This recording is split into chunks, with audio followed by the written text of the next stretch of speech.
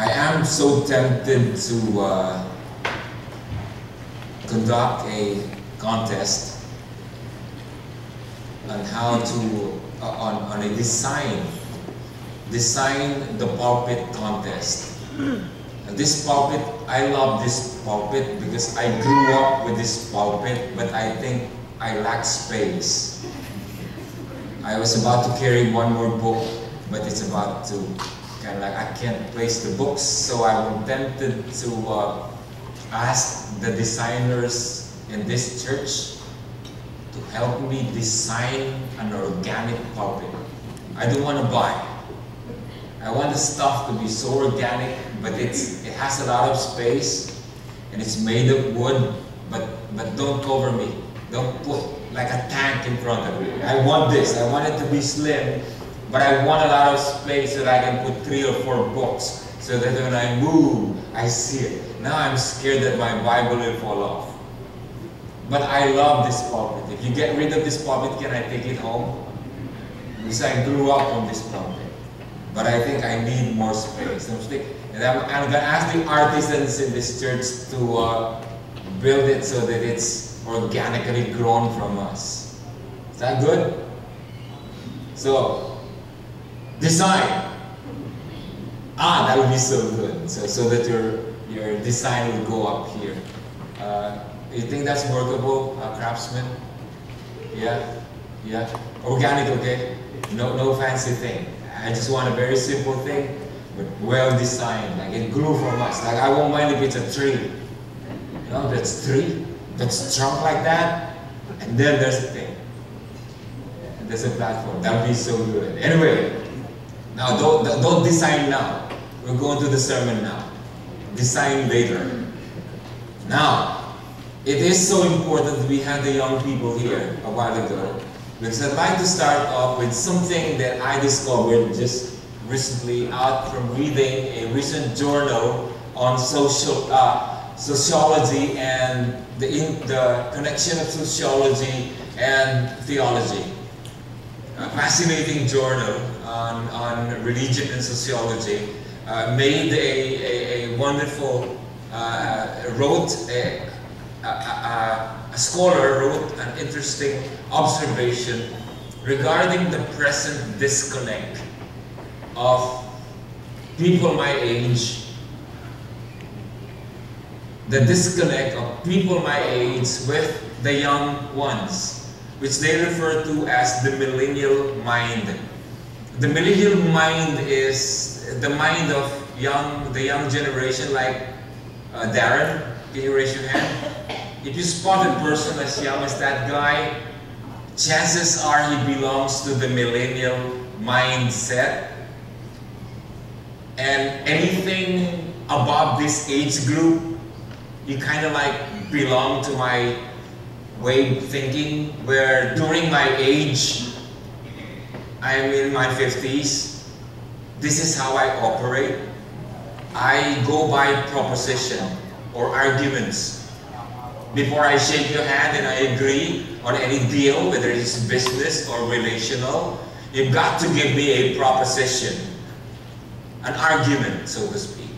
And so when I agree according to the terms of that proposition, we shake our hands and I go, I subscribe, let's go, let's work as a team. Right? It's propositional. Now, the article went on to say that the millennial mind is different. They never go by arguments because they were not ingrained with arguments. It's different. The shifting, there's a shifting of the way they perceive the truth. I think I can say this with some weight of credibility because I have 2 millennials, Nika and Bianca, fall in that range, and they actually, I interviewed them and they admitted. They said, yes, Dad, that's accurate. The way they perceive truth is not based on arguments and propositions. The way they perceive truths is, it's called, I wrote it down here, it's called ADC. It's based on an aesthetically driven culture where 2 things are the most important thing. If something is so tasty to me, if it's tasty, if it appeals to my senses, then it's got to be the truth. That's number one. And number two, if it's beautiful, no matter where it's coming from, that's the truth. I'm going there. That's the millennial mind. Now I don't work like that. And so if I spit verses and propositions and arguments to a millennial mind, you know what they think? They really think I'm weird. Some kind of an old school guy who believes certain sentences and yields my entire life to some sentences. They think that's weird. And so the journal goes on to say, the millennial mind works differently, and so the challenge is for old people like you, me, to consider the worldview of what's going on in the minds of the younger ones. You know why that is? Why I found that informative is because I find that there is, however, one person who crosses all generational thinking, and that's Jesus. Whenever he presents a truth, it doesn't matter whether it's the millennial mind, it doesn't matter whether it's the baby boomer mind, it doesn't matter whether it's the Generation X mind.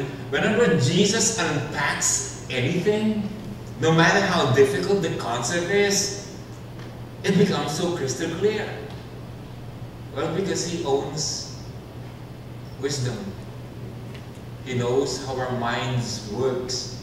And so, this, for example, eternal life, there is simply no human category to understand eternity.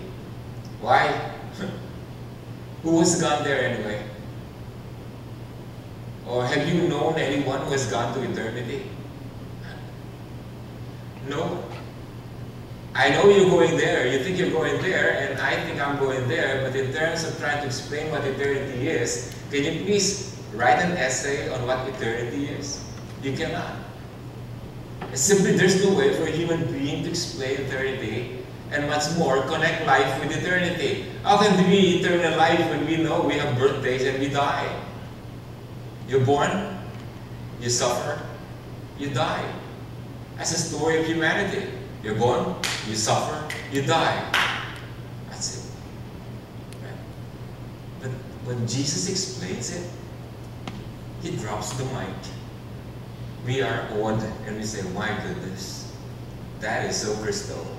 That is so clear. And so, we are on a concept that's very difficult, but we have here a fascinating story. And I'd like you to stay on with me. Because if there's any one thing that we can get, if we get this thoroughly, and it's concise form, by the way, this is not a comprehensive explanation of eternal life in its full scope. This is but a dripping, just one, but it's enough to anchor us. If we get this today, your life will be radicalized. It's going to be full of joy, and you will never be afraid of anything. So are you ready for this? It's the story of a man who died and who was raised from the dead. Now, how crazy is that?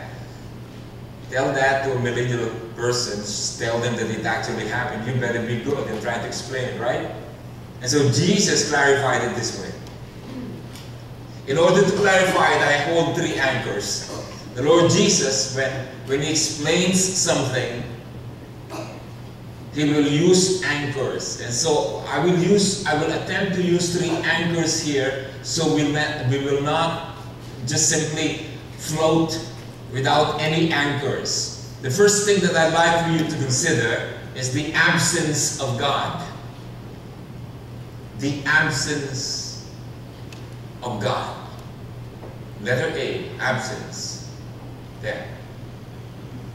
Our story begins in John chapter 11. Let's talk about the absence of God. Now, there was a certain man who was sick, not an ordinary man, but a good friend of Jesus. His name is Lazarus. He had two sisters, quite popular in the biblical narrative. That's Mary and Martha. And we know Mary was the woman who anointed the feet of Jesus with costly ointment. Now, we're told in verse 2 that Lazarus, their brother, was terribly ill. And the sisters decided to send word to Jesus, who was about 2 miles away, not too far.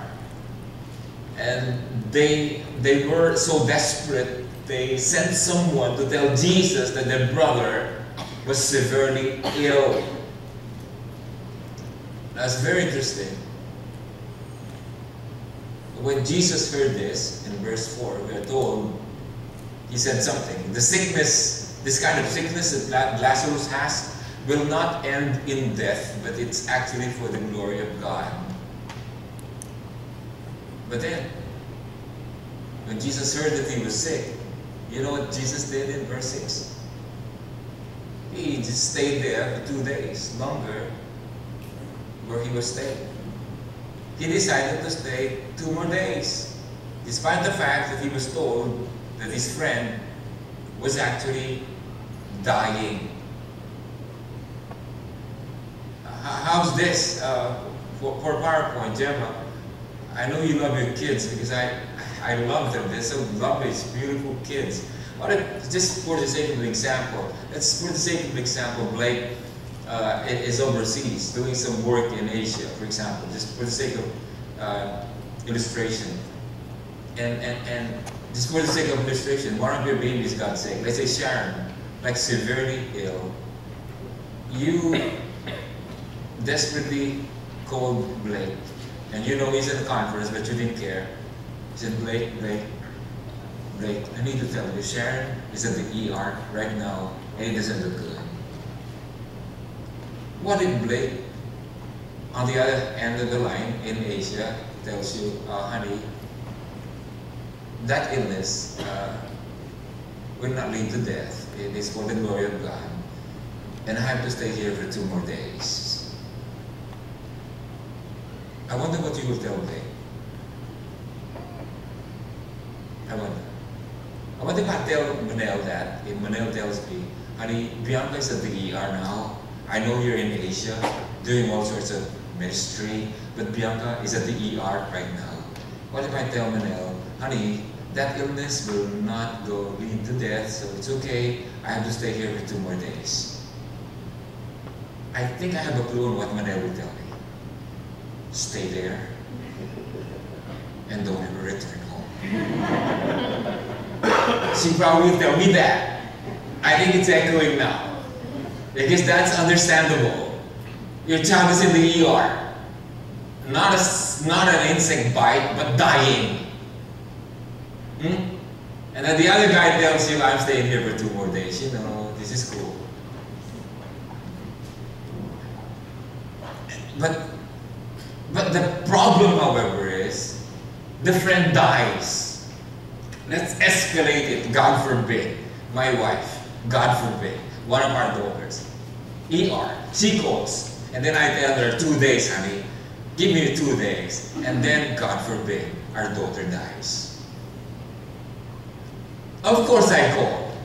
Hello, honey.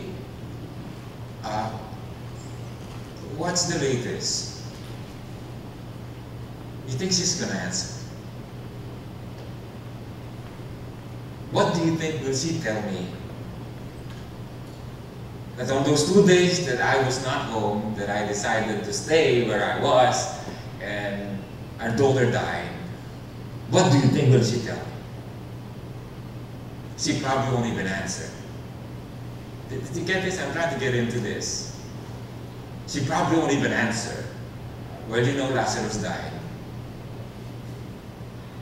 So let's try to enter what's going on in Martha and Mary's mind, because they desperately sent someone to call Dr. Jesus to come and minister to their brother. And he decided that, no, I'm going to stay here for 2 more days. Have you ever had a moment in your life where you actually began entertaining the possibility that God is absent? Because you were begging Him for something. you were ill, or someone was ill, or there was a bankruptcy, or there's a relational breakdown, and you were begging God, in the name of Jesus, do something, please. I need a miracle right now. And there was nothing. Were you never tempted to consider the absence of God? You have to be brutally honest with me, because I don't want to be alone here, people. Because I entertain that sometimes. I go there sometimes when I try to sing the song of Gary V, people, you know the song of Gary V? Lord, natutulog ba kayo? Lord, are you asleep? Have you gone vacation? Where are you? You know, I'm asking for something that I know is good, and you're not even giving me anything. Have you gone there? But this is where they were. I think Martha and Mary were here. And so, continuing the story, it's funny, but after 2 days, the Lord recalculates, perhaps, and then he goes, okay, disciples, let's go to where Lazarus was. You know what the disciples said? Are you kidding us, Lord? They don't like us there. And we're going there? And Jesus said, you know, it's still daytime. And so long as it is daytime, I must do my work, because when it's nighttime, I will not be able to do my work again. Now that's metaphorical. Again, Jesus is referring to the time that's allotted by Him, by the Father, to do His mission. So He's saying, I have a timetable, my Father is in control, and I must follow the rhythm of whatever He wants me to do according to His time. That's why this timing is my Father's timing, and He's telling me we have to go now, and I'm going now. So are you coming with me? The disciples said, yes sir, we're going. While they were moving towards where Lazarus was, the dead Lazarus, by the way,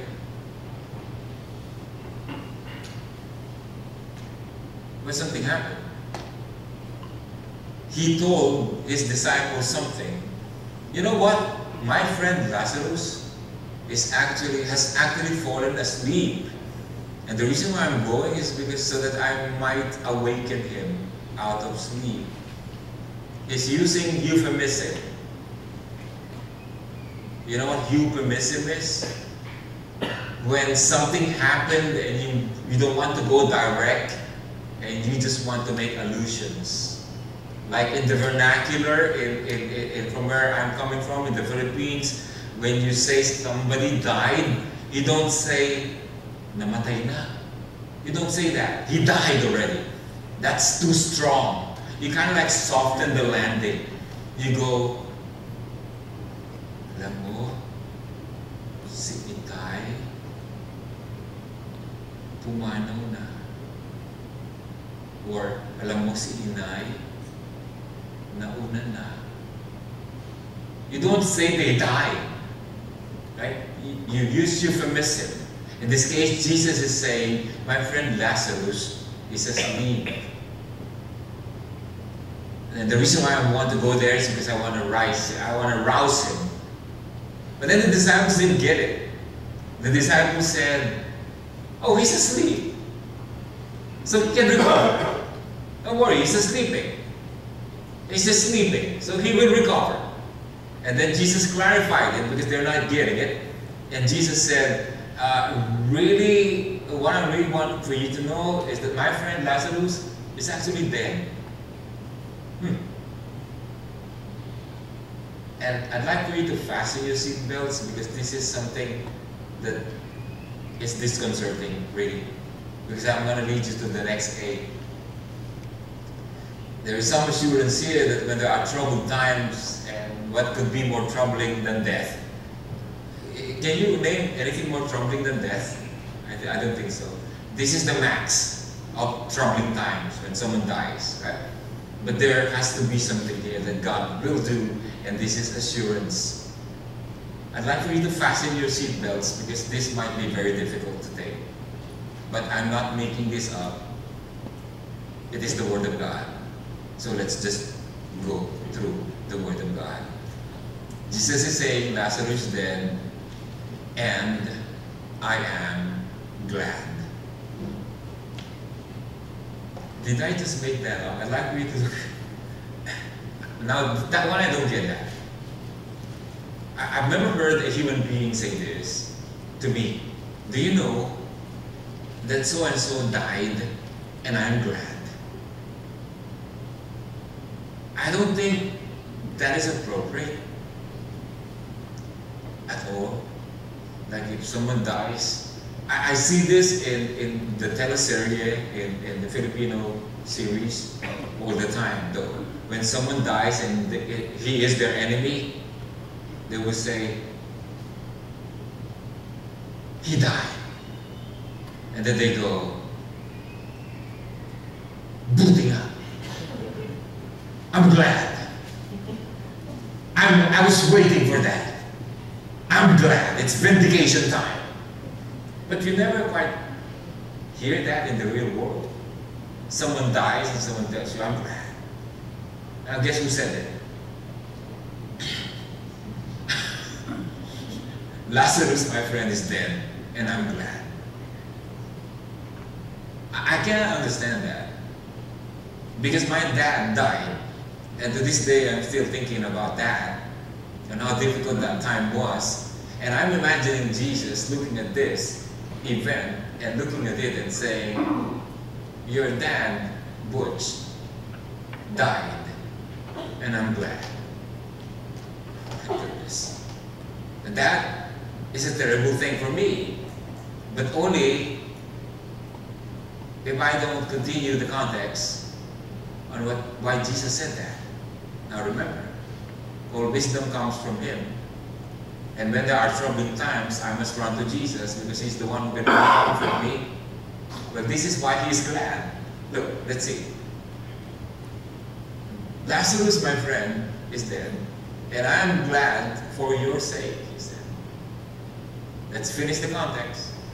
And I am glad for your sake that I was not there. What? You were even glad that you didn't go there because so that he died? Oh, no. Let's continue the context. Okay? I am glad for your sake that I was not there so that you may believe. Now that's the complete context. Now remember that there is nothing that God allows in our lives that is not without any purpose. And now He's giving us an inside scoop on what actually is the purpose why He would even allow death for His loved ones. Now this is troublesome for me, especially when I am invited to do funeral services. Because more often than not, I do Psalm 116, verse 15. And God is declaring, how precious to me are the death of my godly ones. Let me rephrase that. Verbatim, in Psalm 116, verse 15, it says, the death of His lovely ones, godly ones, are precious in the sight of the Lord. Thinking, how can the death of a person be precious in the sight of God? But it's there. And now when I connect that Psalm 116:15 with this, I suddenly see why God declares it. That when a dying or when a child of God dies, He is glad. You know why? He is glad because the most precious gift that He can ever give to humanity is suddenly applied or not applied in its full force. But if you're a child of God and you die the moment you die, you experience something like the magical moment when the beast in the Beauty and the Beast was transformed from utter decay into total glory. What Jesus is trying to say, you need to understand that the bodies that you have, beautiful as they are merely seed. They are seed that were purposely made to experience decay. All of us will die. But there is a choice. If you trust me, your seed will die, but will immediately upon death spring forth and experience the gift of my promise, which is eternity for those who will trust in Jesus. I just came from Manila, and I was kind of like fascinated with how people, at least in the city, not a generalization, are so hang up on fair and white complexion. People that I know who were with brown skin, I was amazed that they're now fair and white. And so I asked, I hope you won't mind, but what happened to you? You are like mestiza now. I said, you're a mestiza. You were morena before. And so I'm thinking, it's pastor. I'm thinking, they tell me all kinds of stuff. And I really? So that's make you white? Yeah. But you have to maintain it. That's why we have umbrellas.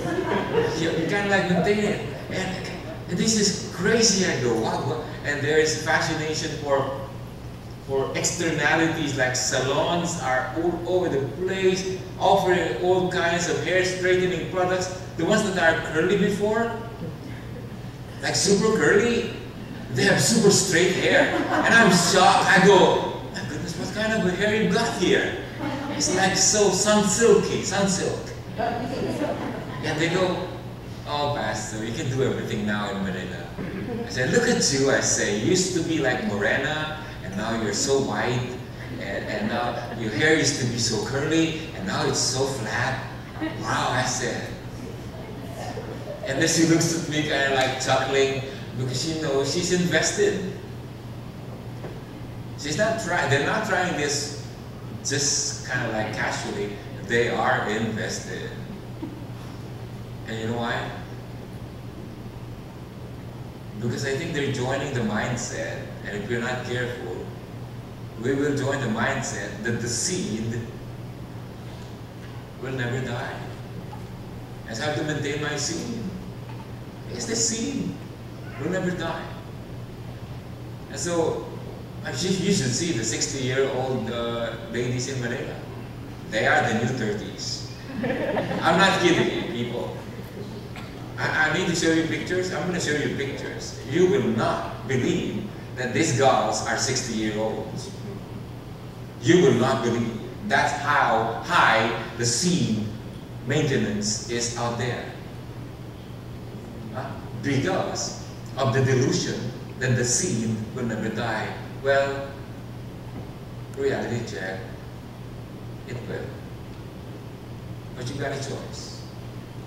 Whether it will continue to rot and go into some place that you will never want to go, or you will receive the promise of what Jesus is trying to give you, which is when the seed dies, he will be glad. You know why he's glad? Because his work is going to be in its full force. It can never be in its full force, not unless the seed dies, remember. Do you know, Larry Cortez, you gave us last Sunday your vegetable produce. You gave us a bag. Ampalaya, sitaw, I don't even know the names. But you know what my wife did? She immediately understood what organic is. She put it in a pot and cooked pinakbet. And I've never tasted pinakbet that succulent. It was like, it tastes like milk. It was so fresh. It's Allen soil, people. Allen soil. It is fresh from Larry Cortez's backyard. I ask you a question. How did those vegetables turn out to be so good? I bet you they came from a seed. And I bet you the seed, before it became a veggie, it died. True? It died. And then immediately upon death, what happened? Life sprang. That's what Jesus is telling us in 1 Corinthians.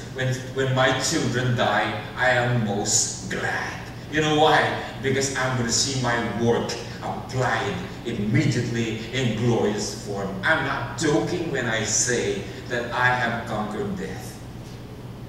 My goodness. No wonder he has to say it. By the way, when someone dies, please do not imitate Jesus. And tell someone, you know, your dad died, I'm glad. Don't say that. Only Jesus can say that, okay? Don't run around and tell people, Pastor Butch is okay in this thing. And when someone dies, we always say, we're glad. No! Let me to cry. But Jesus, because he's creator, and he is the one who crafted this wonder, he has the right to say, I'm glad. Because of the purpose for which Lazarus was crafted. And he provides a PowerPoint presentation. It's fascinating. He continues. The next A is about this. It's a very important word for us. Affection, feelings. We are a people gravitating, constantly being pulled by feelings. And the problem with human feelings is it is so unpredictable.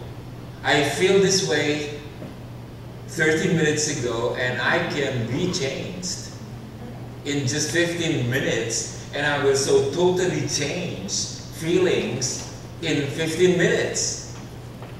It's crazy. So if I leverage my thought patterns and my worldview based on what I feel, it's going to be a crazy thing. It's going to be a crazy ride for me. And that's the reason why I have to pay attention to the affections of God. Because God's going to tell me, you know, I designed you to have feelings, but your feelings ought to be like mine.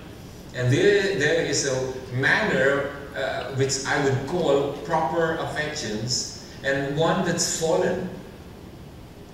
I'm inviting you to observe proper affections, not fallen. And so continuing the story, we find it fascinating because when the Lord Jesus set out to go to where Lazarus, the dead Lazarus was, the people already knew that he was on his way. Martha, one of the sisters of Lazarus, came running towards where Jesus was. And this is the raw disclosure, the raw feeling of Martha. Of course, it is to be expected. Martha ran as fast as she can when she learned that Jesus was on his way. Of course, you can just imagine Martha so disappointed because his brother was dead. So he runs to Jesus.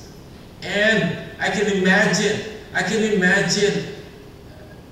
think there was editing here because they were good friends with Jesus. Martha went straight to Jesus. And he said this. And he said, can you please stand? Can you please stand? Lord, if you had been here, he would not have died. I don't think she just said it like that. I think she said it like this. Lord. Lord. Would that be fair? Oh, she's a lady. You know how ladies are when they're upset? They punch your chest.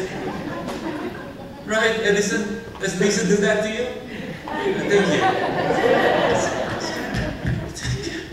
Lord, if you had been here, our brother would have died.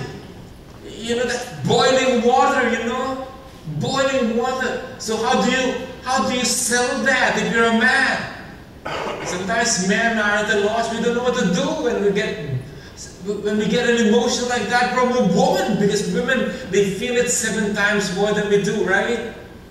And so you can see it, the agony. You know, one thing I love about my wife, you know, ordinary women, they feel it 7 times. Not my wife, people. I hate to put you on the spot, baby. Not my wife. She has it 14 times. That's why I'm watching a movie. You know what's my delicacy? When I watch a movie, and it's drama, and it's kind of like crushing the human spirit, and I couldn't stand it. I'm watching, you know my delicacy? I shift. I look at my wife. That is the picture of sordid agony. Oh, my wife takes it all in. That's why I get Martha. Martha runs. Martha runs. That's why I was watching Jurassic Park. Ask Luella and Jovi. I was watching Jurassic Park. Number 1, Jurassic. And the Jurassic thing came, the dinosaur. You know what happened? The Pepsi Cola on my side flew, and I was drenched in Pepsi Cola. Because emotionally, she just couldn't contain herself. She thought she was inside the movie. And I was kind of like wet and my goodness. Anyway, so Martha went, and what do we find? How did Jesus control this? I love how Jesus did it. Jesus didn't do anything. She allowed her to express herself, but she said only one thing. Here, I love this. Lord, if you were here, my brother would not have died. And then he simply said, your brother will live again.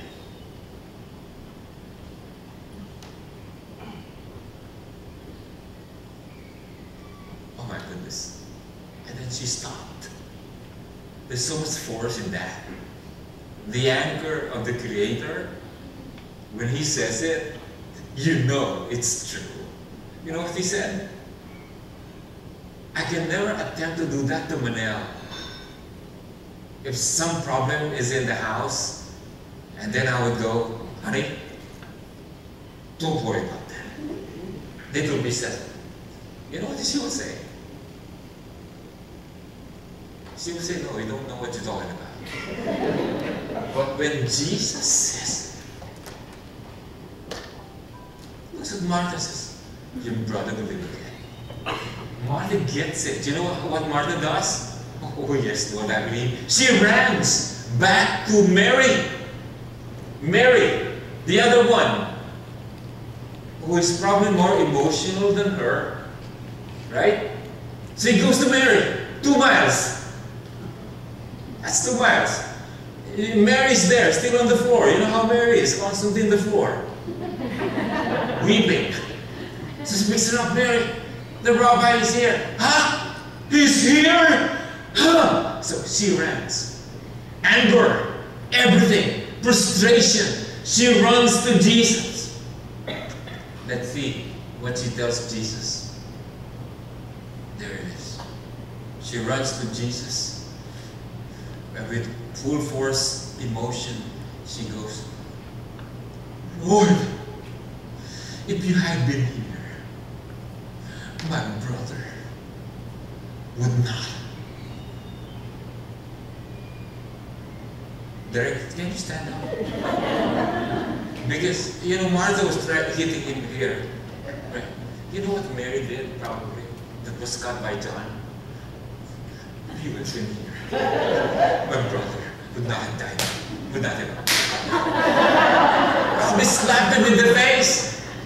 I was just thinking it in my head. Don't you think so? Probably when you say that you are a friend and you don't show up. You delay for 2 days. My brother is dead. You know what Jesus did? He didn't say anything. He took it. But he countered it with an emotion. Now stay with me. Because this is where it goes deep. He countered it with anger. The shortest verse in the Bible is here, people, so you don't have an excuse for not being able to memorize one verse. The shortest verse in the Bible is John 11:35. Say it with me. Jesus wept.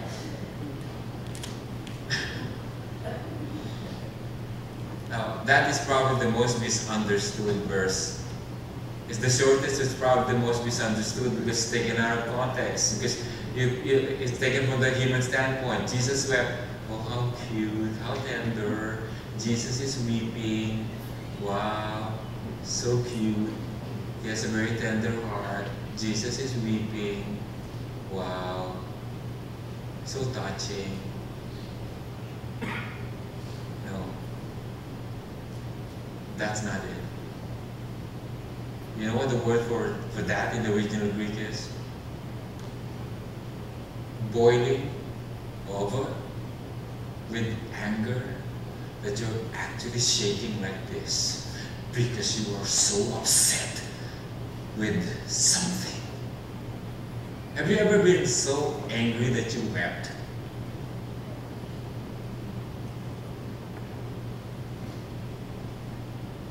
Have you ever been? You're restraining yourself. You are so angry at something that you just bled with tears. You know what Jesus was angry at? He was so angry at death. He was so angry at disease. He was so angry at sin. So angry at what Satan is doing to people. He was so upset, and for one single moment, he boiled over and he wept and he said, Where is the tomb? Where is the tomb? That's how it is, people. And he was weeping and fuming with anger. Where is the tomb? He said, and then, remember, this is a sign, this is the final sign, number 7. And then the people around him, they had a word. They said, you know, if he had been here 2 days ago, this guy would not have died. You know how Jesus countered that? Jesus said,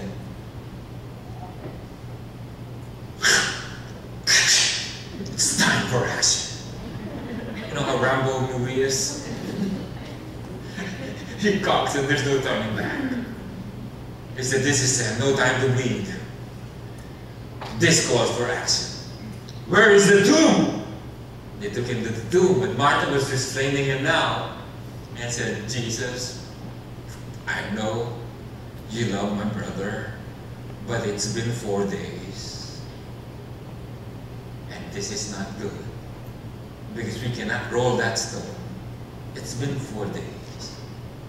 Jesus looked at her and said something.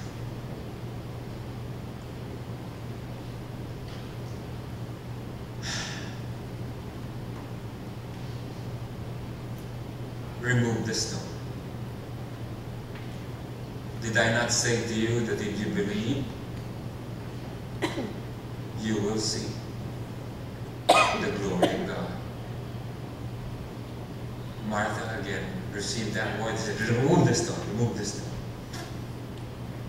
And then here it is. I think the English translation doesn't get it. People like me to pay close attention to this.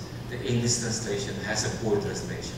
I'd like to say it in Greek, but this is how it was said in Greek by the Lord. They opened the stone, and of course there's stench, but Jesus wasted no time. He looked at the corpse and said, he didn't say Lazarus, come forth. No, he didn't say that. That's not a good translation. You look at the Greek, and this is what Jesus said. Jesus, still in tears because he was so upset with death, he looked at the corpse and said, here! Outside! That's what he said. Here! Outside! And you know what happened? You know how they mummify the Jewish corpse? They tie it like this, people.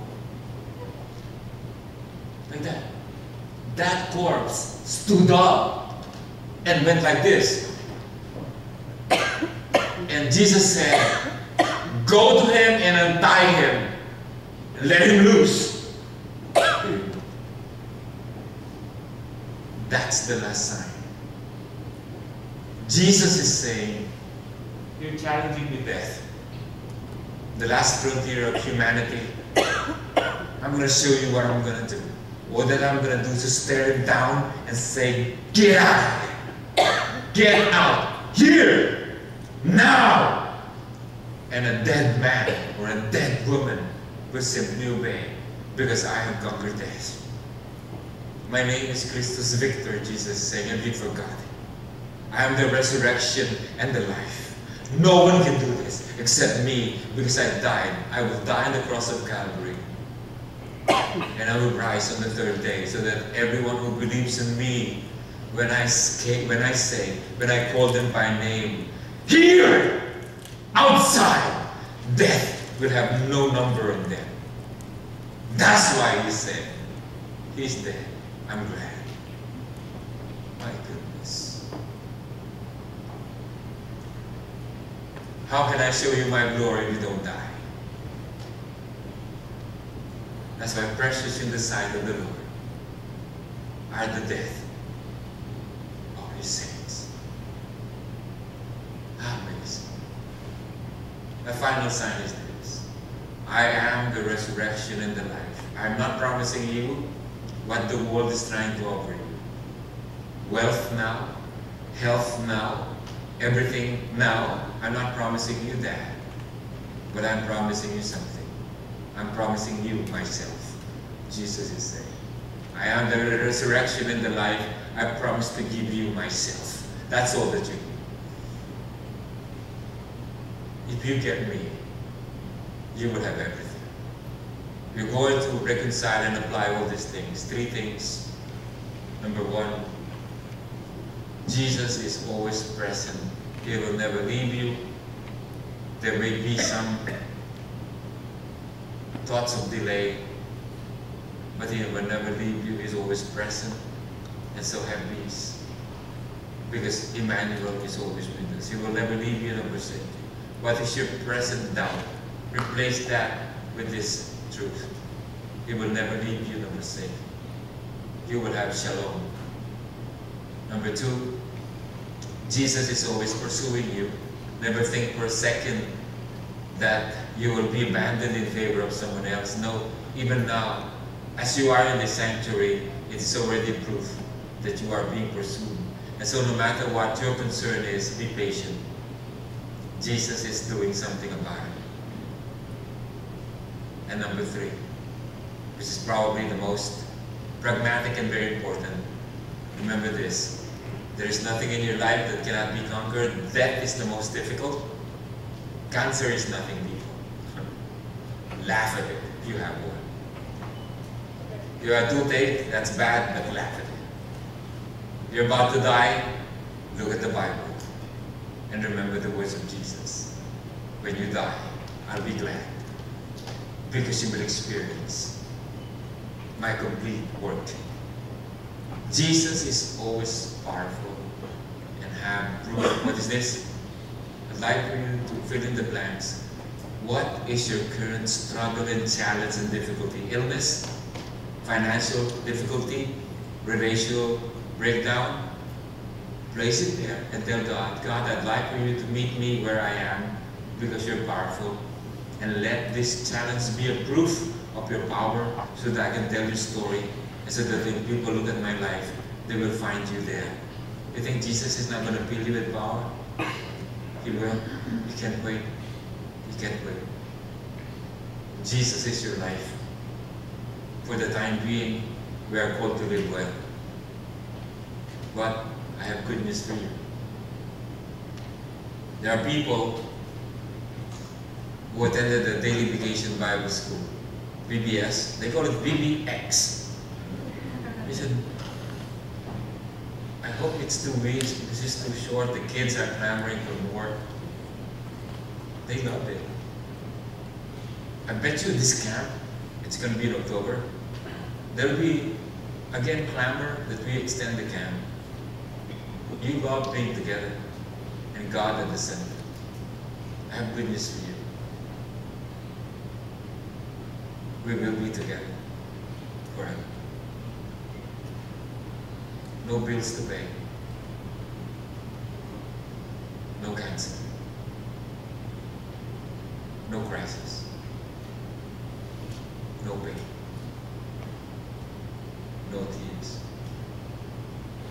Jesus at the very center, and He's just telling us, I told you so. Have peace.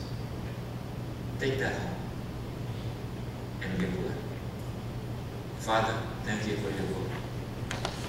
The Lord is risen. We are safe. In Jesus' name.